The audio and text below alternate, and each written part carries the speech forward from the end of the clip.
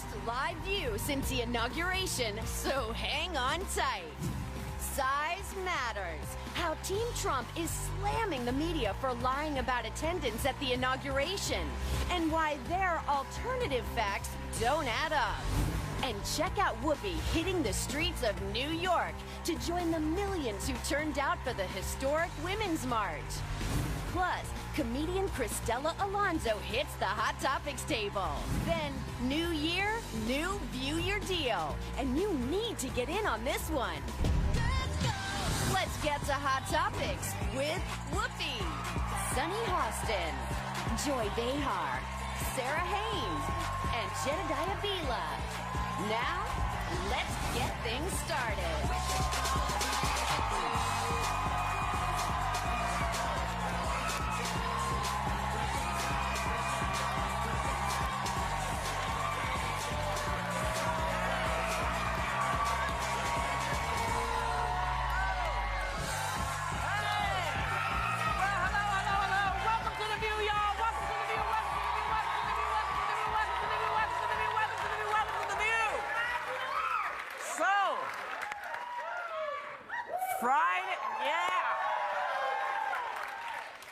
So Friday's inauguration made one thing very clear. Our new president really does think size matters. Because photos show that he did not attract the crowd, I guess, that Obama did in 2009, but he insists that about 1.5 million people were there, and the press secretary, Sean Spicer, went even further. Take a look. This was the largest audience to ever witness an inauguration, period, both in person and around the globe. These attempts to lessen the enthusiasm of the inauguration are shameful and wrong. You know, he should know better. He should know better than to parrot what his boss is telling him to say. Yeah. He's the worst one in a way because he does know better. We've met him. He's been here. Yeah. He seemed fairly normal. Well, yeah. I think that's what it was so disconcerting to me because, look, our eyes aren't deceiving us, right? I mean, we see the pictures. Crowd scientists have said clearly President Obama had more people at the inauguration. And this press secretary, he's the official, he's a White House official, and he is responsible for disseminating information on behalf of the administration, on behalf of the government. If we can't believe what he is telling us, what can we believe? It's really nothing. There was it's really difficult. To bounce off on what you're both saying, there was a great article at the Weekly Standard, conservative publication online that I read, and it was called Trumpism Corrupts. And it talked about how people like Spicer, you know, they feel the need to do this because the direction is coming from the top. Yes. And that is straight from Trump. And they were saying in the article, you know, they were talking about the problems with the Obama administration and whatnot and saying, why are you focused on the crowds? Who cares? And he does. Who cares? He cares. The size of a crowd is not the reflection necessarily of a good presidency or a good leader or good ideas, but it pointed back to Trump and said, you know, this is about Donald. So when you see Spicer come out or you see Kellyanne Conway come out and do these things, it's a reflection of him and what the man behind all of that cares about. And what he really cares about is his own ego. That's because that's what correct. He's On January 4th, Spicer was speaking with former President Obama's senior advisor, David Axelrod, about communication strategy, and he said, quote, "The one thing, whether you're Republican or Democrat or independent, is that you have your integrity." Then he said, "I have never lied." And then he a bit later added, "If you lose the respect and trust of the press corps, you've got nothing." Who said that? Spicer. Did on that. January 4th. And I think this part is the problem that is the most disconcerting, is you've got him coming out here with no correction.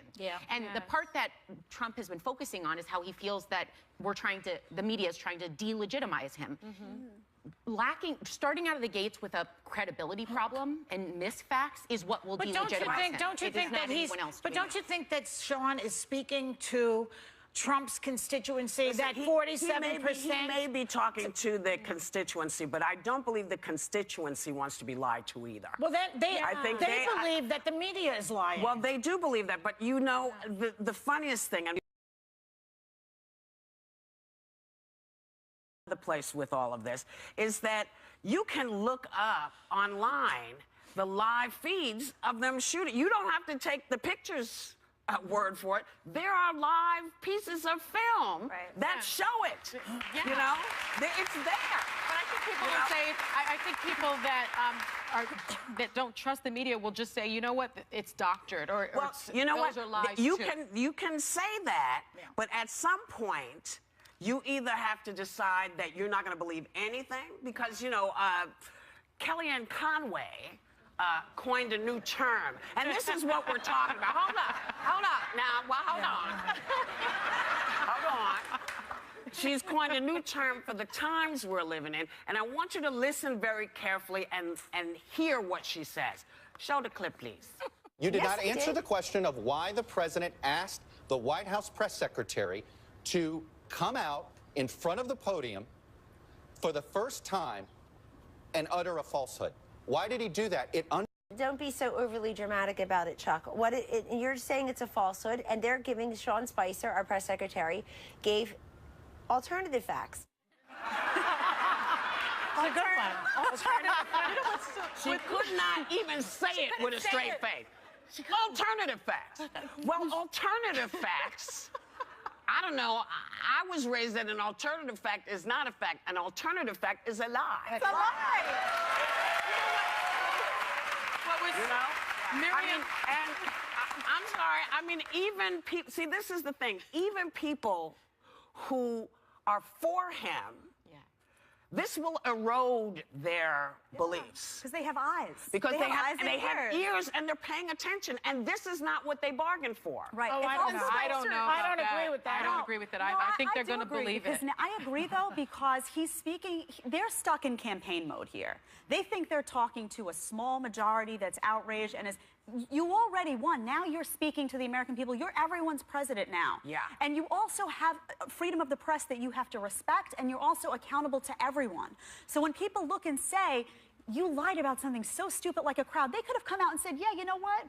Barack Obama got better crowds than we did, and hopefully we'll do great things with policy, and we'll come through, and people will have our back. Hold your breath. He's never going to do that. He's never going to. But I believe, because I saw what happened over the week. We'll talk about the march in a bit. But I saw what happened, and some of those women who were marching were Trump people. And what a couple of these wonderful women said to me was, you know, he said some things I really, you know, felt were important for our country, and then I saw that all he did was put a lot of, you know, older white men in places, and suddenly now I'm seeing that I'm going to have to fight for the same things that people fought for years it's a little ago. late. But you know what? People have to understand. This is what you try to pick the person that's right, but you can't just pick somebody because you saw them on TV and they look like they're doing well. You got to do your homework. And for women, for young women, and for people who didn't get out and vote, this weekend was a big eye-opener for folks. It was. What was surprising to me about Kellyanne Conway in particular is because she's a pollster. So she deals in numbers. And you could see that she almost threw up a little bit in her mouth when she said the whole alternative fact, because she knows this not to be true. And so why are the people that he is surrounding himself with unwilling to confront him and say, I'm not going to do that, I'm not going to say that? And Spicer said in his own speech, he said no one had the numbers because the National Park Service controls them all, did not release crowd estimates. A few sentences later, he said this was the largest audience ever. Period. And he's now sounding like Trump. That's something Trump would say. Well, you're a real You know, leader, though. he can still get out. Get out now, Sean. Get out now. He can get out. You said that to Kellyanne. And I'm saying it to you, Sean. There's time to get out. You'll get a job on CNN. He has a lot of power. He has a lot of power. I mean, can you imagine if he quit, how much power he would have? Yeah. Well, so he better go soon or he's going to erode all his integrity. And if he wants to be a communications Well, I think that this is a conversation. This is a conversation for the Republicans as well. It's too late for you know, pay attention, because y'all are, you know, you selling your soul out for something, and I don't think you realize the price you're paying. the price that we're going to pay. I would like to say that I am actually 5'7", 120 pounds, soaking wet. I used to be a runway model, and I'm 25 years old. Okay, that's the alternative facts. This is fun. Right, let's just all do alternative facts. I just want to say, Whoopi is actually Caucasian. See, they're not sure either. We'll be right back with Why Topic. Whoopi joined the millions who took over cities around the world at Saturday's Women's March. And she's taking you with her next.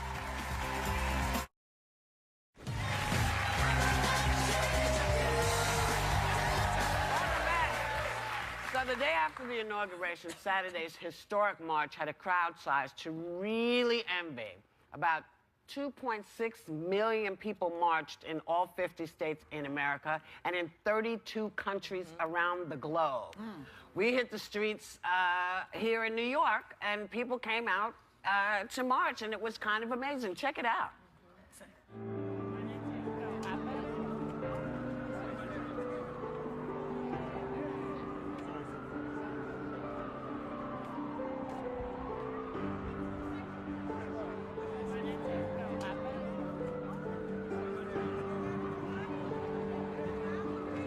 Over 400,000 people turned out for the Women's March on New York City. A sea of diversity, and their signs each told the story of why they marched. For women's rights, civil rights, and LGBTQ equality. Whatever the cause, people showed up, stood up, and they damn well spoke up. Last time I saw this, we were marching in Washington for the quilts. That was the last time where I looked and saw just a sea of people. We're here, they're here, little kids are here because they know something's wrong. Welcome to the stage, the one, the only, Whoopi This is on us, every one of us here in this audience, in this march, everywhere around the world.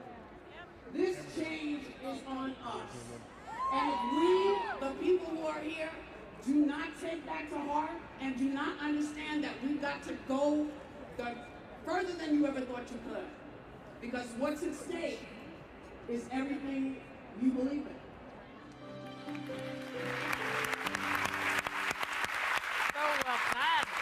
So the women's organizations who considered themselves to be pro-life feminists said that when they tried to march with their signs, and their signs were ripped up and some were even spit on. So, you know, what do you think? Should these women have been allowed to march? Yes, I think so. I do. Some of them were saying they were allowed to march, but they weren't allowed to partner. In other words, they wanted to form partnerships with the leadership of the march. And they felt that the march's statement was a pro-choice statement, coming out and saying, we are pro-choice. And a lot of these women spoke to me. I happen to be pro-choice, but I understand the sentiments of a lot of these pro-life women who say, you know what, we had a problem with Donald Trump's misogyny. We had a problem with a lot of what he was saying. We had a problem with the way he treated women. And for our daughters and for our mothers and for ourselves, we wanted to march. And we didn't want to make this about pro-choice versus pro-life, but we wanted to make it about a coming together moment for women. And they felt excluded and like they weren't wanted there. And that hurt me as a woman, because I want us all to be able to stand together against things like misogyny and against things that we should all be a united front against. And in that moment, we could have all come together. And the fact that people who were pro-life, who in their minds feel that they're standing up for women in their own way, that they're standing up for the rights of women as they see it and the rights of unborn children who one day may be women, I wanted them all to come together. Here's the hard thing, I think, because, you know, with all of the attacks on Planned Parenthood and all that, you know, one of the things that I always want to say to everyone is nobody wants to have an abortion. Right, yeah. You know, it's not an easy thing to decide to do. And part of the problem, I think, is sometimes people, when they say, you know, I'm speaking for the unborn, basically when you say something like that to somebody, you're saying your God doesn't matter. You haven't thought about this, and I'm thinking for you. Or you don't matter. And you don't matter. This matters more. Because I need you to just do what I tell you. And what's funny is all of those women who don't believe in abortion, you don't have to ever have one. But the women who may need it, those are the women we're trying to make sure that they have, because not everybody's rich. But you know, I think you can be pro-life and I'm sorry, I think I'm probably one of the, exactly, but as a Catholic, you know, my faith informs me, and I believe that life begins at conception, and I don't believe in abortion. But I do also believe that the government doesn't have the right to tell you what to do. No. Or tell what Yeah. you what to do. So they're not mutually exclusive. But what I just said that. Opportunity for me to have, I would have liked to, I like to talk to these women because I'm want to ask them, are you for guns in the school? Are you for capital punishment? Because you will kill somebody. How do you feel about war? There's a lot of different ways to kill in this world. But if you so watch why focus on just that one area? Because many of them focus on many. for me. It's faith-based for I think a lot of people that are pro-life. And but I respect that as long as you don't impinge upon my rights. Exactly, but there are a lot of people that are pro-life that don't feel that that a woman should not have a right to choose. There are, and I think that's a big misconception with the pro-life movement. Everybody thinks that if you're pro-life, you are anti-choice, and that's not necessarily true. As it turns out, a lot of these women did get to march. A lot of them did get to march, and I think the biggest problem people had was with the signage, because when you say, you know, we don't believe in Planned Parenthood, that's a tough one. That is. In the middle of the march. So, you know, what's the matter? Gotta go. We'll be right back. Okay. Still ahead, inaugural brawl. Who President Trump targeted in his address? Could it backfire on him big time? Still ahead, comedian Cristela Alonzo hits the Hot Topics table. And new year, new View Your Deal. We partnered with vendors for half off awesome items that'll keep your New Year's resolution on track and help you kick back. you know, we're just talking, and I think the biggest thing about the march was it basically said, listen, we're watching you. And we are a giant group of people. People said, well, why didn't they come out before? Because a lot of people wanted to see if he was going to be, you know, if he was going to do the right thing. So I think these people who marched to say, we now are going to make sure that if you don't have our best interests at heart, we're taking you out. You're not going to be our congressman or senator. We're not going to do that. I think that's what these women are saying.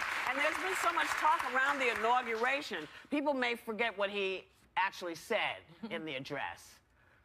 Here's his view of America right now. Take a look.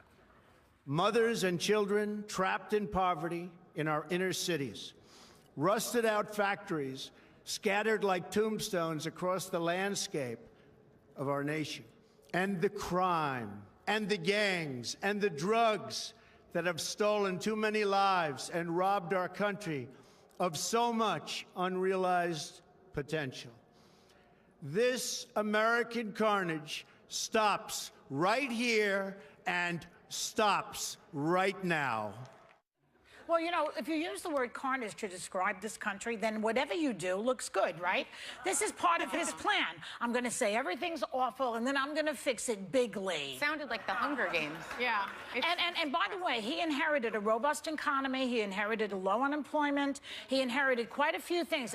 ISIS is on the run. They got Osama bin Laden. We're in pretty good shape in this country. He makes it like, what happened to this country? We're okay.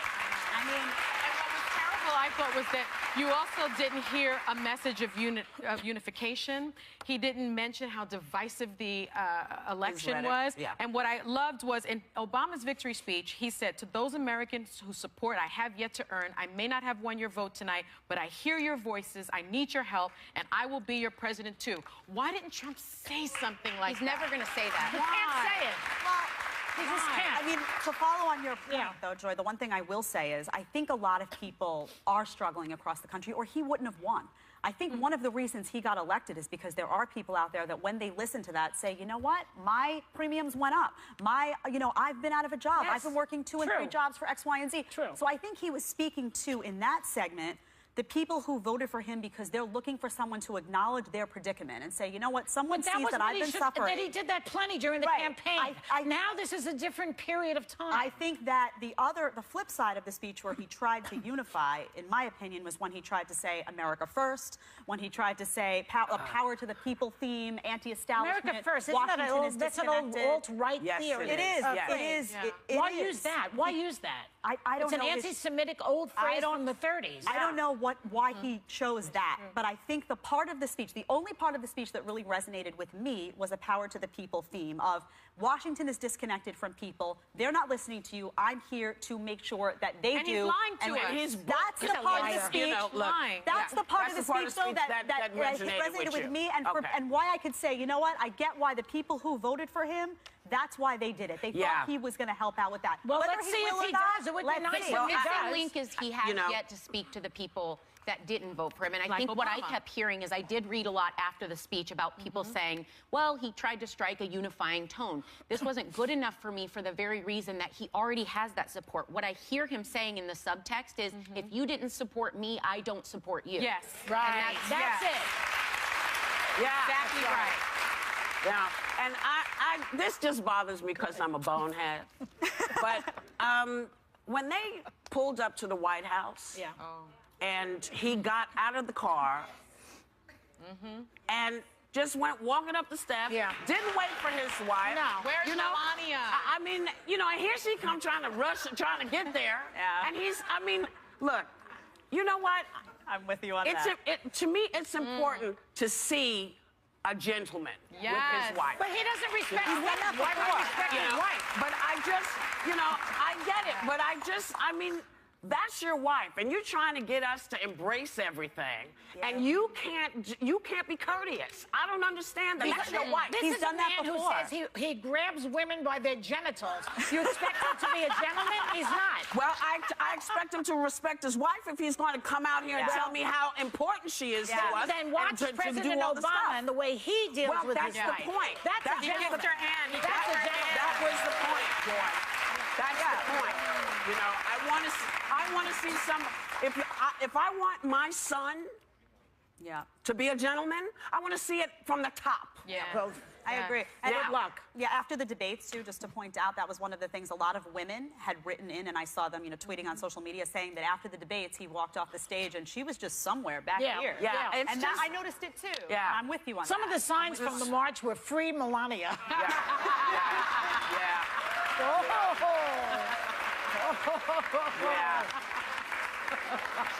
Well, we're in it now, y'all. We'll be right back.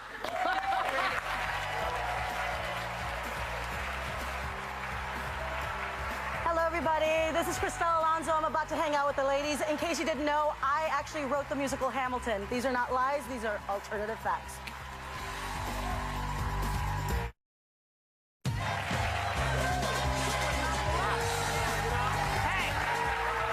Sitting here talking because, you know, I'm just going to throw myself in here. It's Cristela.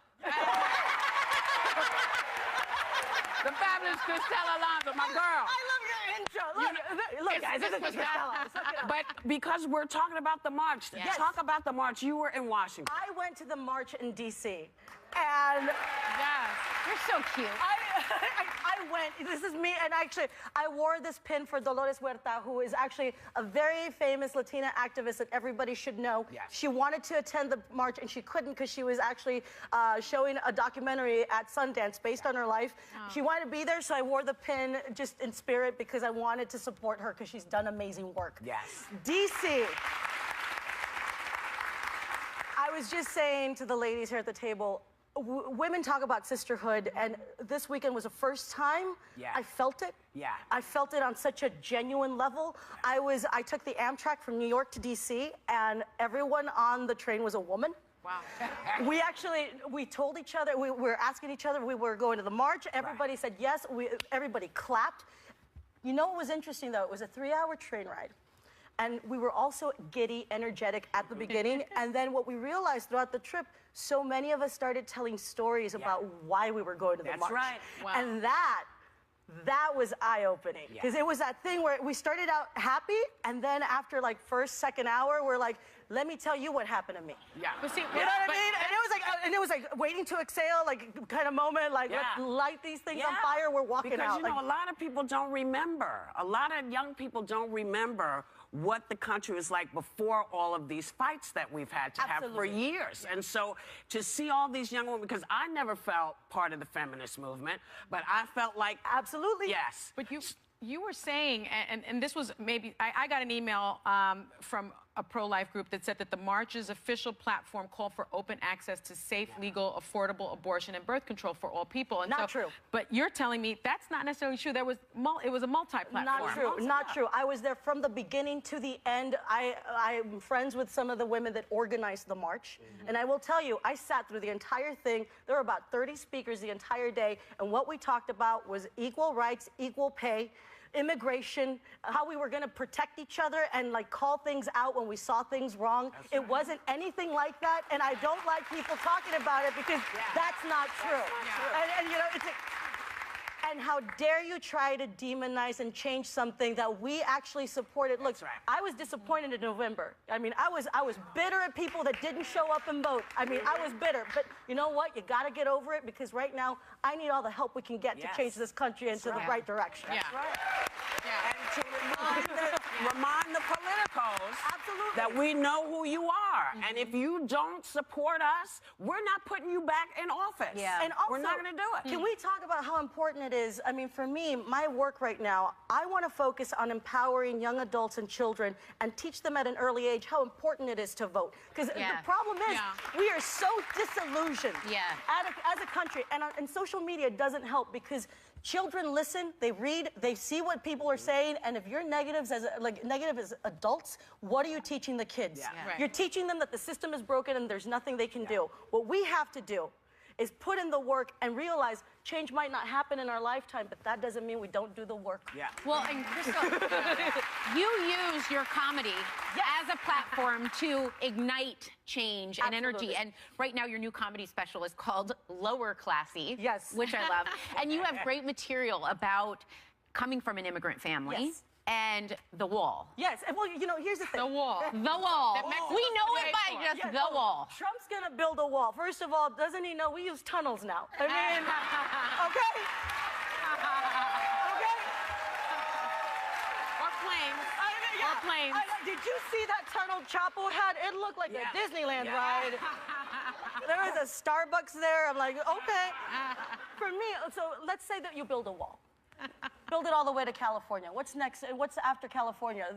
The ocean. Okay, we'll swim. I don't care. Like what he's doing is just building like a triathlon of immigrants. Because you gotta swim, you gotta run towards the wall, you gotta climb it, and first place is freedom. That's what he's doing. I'm telling you. It's crazy. Your laugh makes me happy.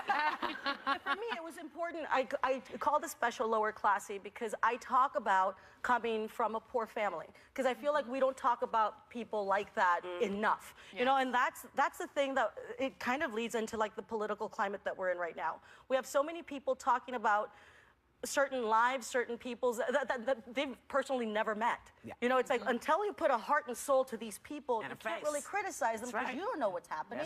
So I called it Lower Classy because I want to tell people I'm doing fine right now. I didn't start off that way. And that my story is the story of so many people. And if I can't tell that story on a TV show or whatever, I'm doing it by myself and I'm doing it on, you know, I'm putting it out. This is what we do. This is what we do. You know, we have a clip. You know, we love a clip on this show. So this is a clip from your special. Okay. Take a look. I recently bought the Zumba DVDs. Now, there's a Zumba DVD set that comes with maracas. You know what? It is always a pleasure to see you. It's always a pleasure. You are one of the funniest women on the face of the earth. And so we thank you. You know, this, her special, Lower Classy, begins streaming on Netflix tomorrow. So do yourself a favor. And if you can ever get out to see her live, you gotta go do it. You gotta do it. We'll be right back.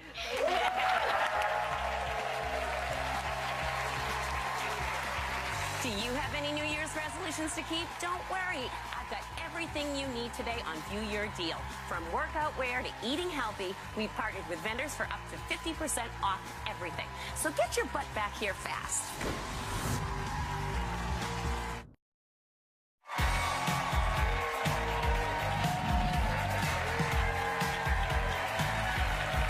It's still January, so is your your New Year's resolution already hanging by a thread, we are here to help because we partner with vendors for half-off items that will help you stick with it and reward yourself for a job well done, but it's only while supplies last. So let's get shopping with lifestyle expert Greta Monahan. Hi! Here we are. I love it. Here we are again.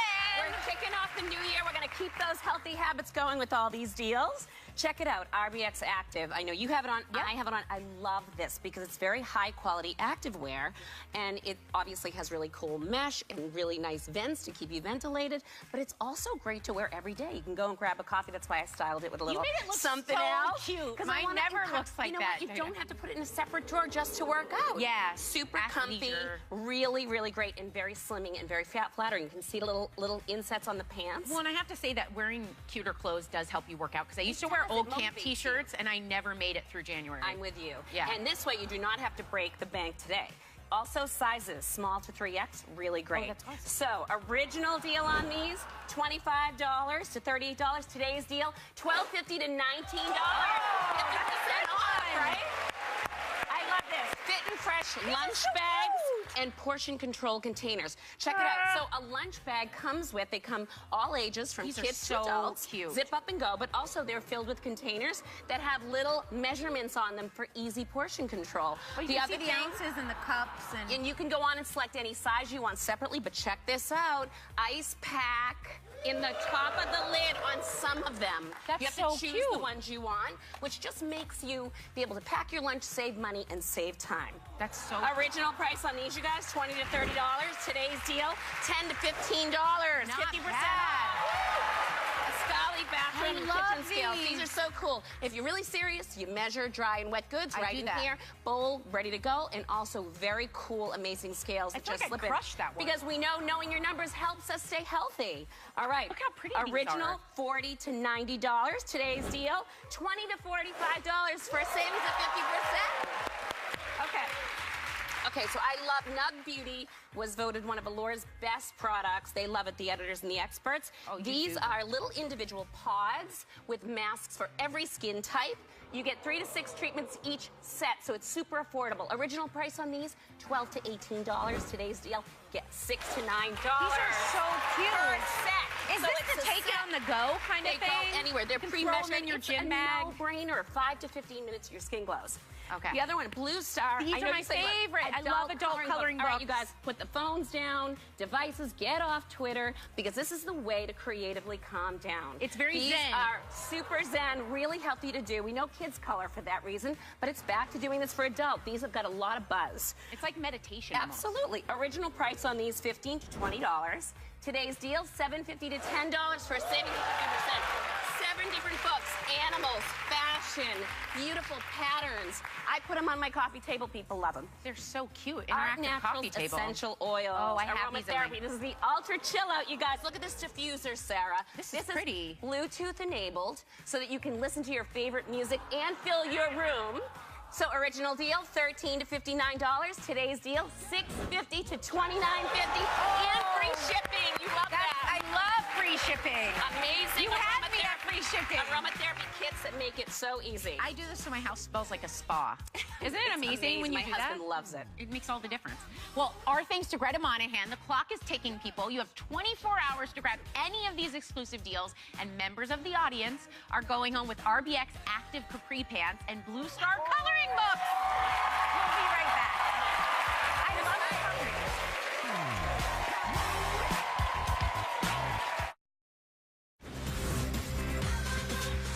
I know we only have a minute, but how crazy was the CIA stuff? I mean, oh my goodness. all those tweets that Donald put out saying, you guys are, Nazis, Yeah. this and that. And then he went over there and he's like, no, I never said that. I really felt like, it's the media that's doing this. Donald, we can actually still get your tweets on your website, on your tweets site. He also said something along the lines of, I'm going to back you. There's going to be so much backing. In fact, you're going to say, I don't need to be backed so much. It's like, they should have an app that you can put in your own sentence sentence and it comes out as He said, Trump. are we living in Nazi And Germany? it must be said that he was standing in front of a wall that commemorated the victims and soldiers and the fallen CIA officials, and he didn't really talk much about that. You know, He just talked about himself. Maybe he has, a memory problem. You know what I mean? No. Maybe he's He just likes to. He thinks everybody's dumb. Like everybody just hears him and is like, oh, that's what's happening. Okay, Donald. And anytime we have eyes, we have ears. If you want to be a good liar, you've got to have a photographic memory, and a photogenic If you want to be face. a good liar, really don't tweet. You've got to have a memory. Yeah, because your Twitter, your Twitter account is up, but they gave him a BlackBerry, I think, that doesn't have Twitter on it. And Really? I believe that could be wrong. Have a great day and take a little time to enjoy the view. At least that's what I heard.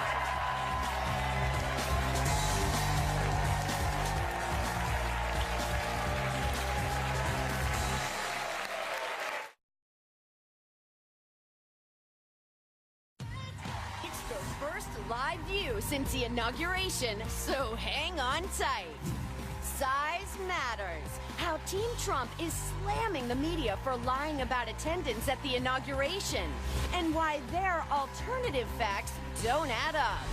And check out Whoopi hitting the streets of New York to join the millions who turned out for the historic Women's March.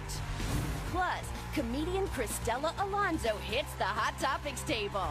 Then, new year, new View Your Deal. And you need to get in on this one. Let's get to Hot Topics with Whoopi, Sunny Hostin, Joy Behar, Sarah Haynes, and Jedediah Bila. Now, let's get things started.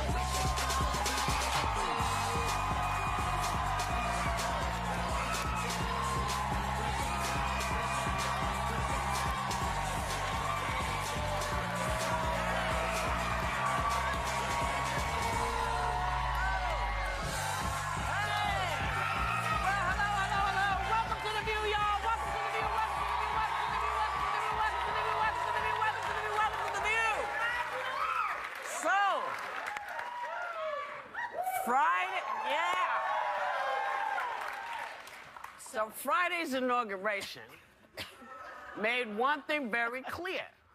Our new president really does think size matters. Because photos show that he did not attract the crowd, I guess, that Obama did in 2009, but he insists that about 1.5 million people were there, and the press secretary, Sean Spicer, went even further. Take a look. This was the largest audience to ever witness an inauguration, period, both in person and around the globe. These attempts to lessen the enthusiasm of the inauguration are shameful and wrong. He should know better. He should know better than to parrot what his boss is telling him to say. Yeah. He's the worst one in a way because he does know better. We've met him. He's been here. Yeah. He seemed fairly normal. Well, I think that's what it was so disconcerting to me because, look, our eyes aren't deceiving us, right? I mean, we see the pictures. Crowd scientists have said clearly President Obama had more people at the inauguration.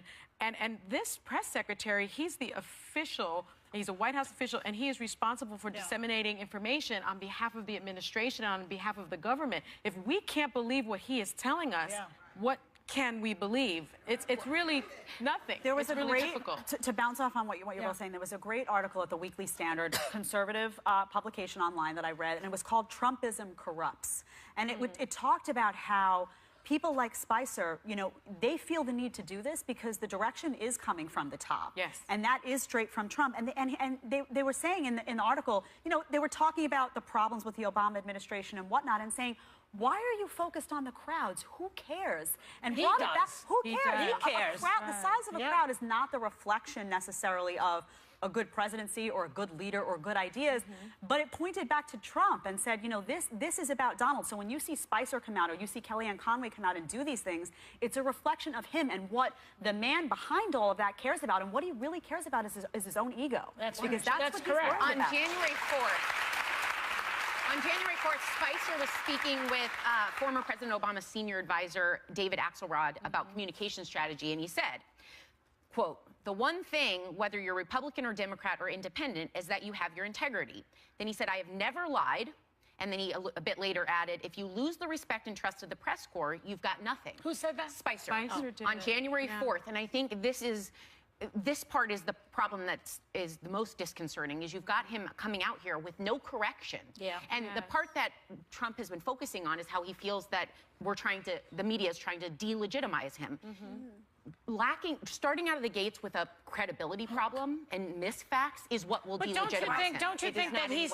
But don't you think that Sean is speaking to Trump's constituency? That 47%. He may be talking to the constituency, but I don't believe the constituency wants to be lied to either. Well, they believe that the media is lying. Well, they do believe that, but you know, the funniest thing.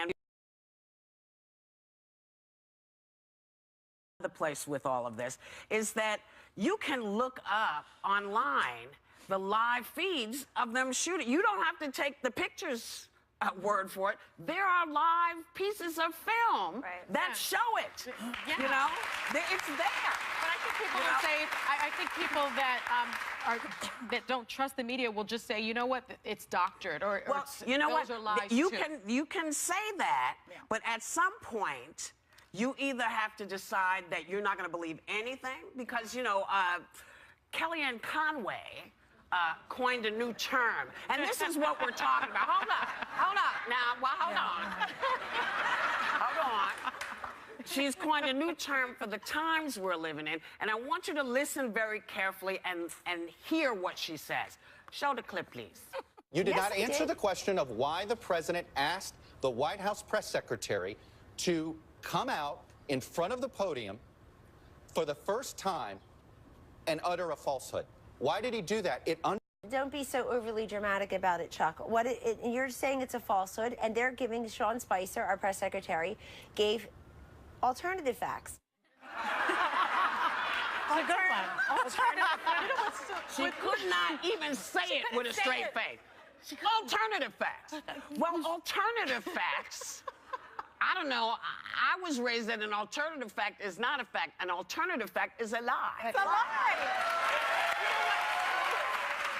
You know? Miriam, I'm sorry. I mean, even people, see, this is the thing. Even people who are for him, this will erode their beliefs. Because they have eyes. Because they have ears and they're paying attention. And this is not what they bargained for. Right. Oh, I don't agree with that. I don't agree with that. I think they're going to believe it. I agree, though, because he's speaking, they're stuck in campaign mode here. They think they're talking to a small majority that's outraged and you already won. Now you're speaking to the American people. You're everyone's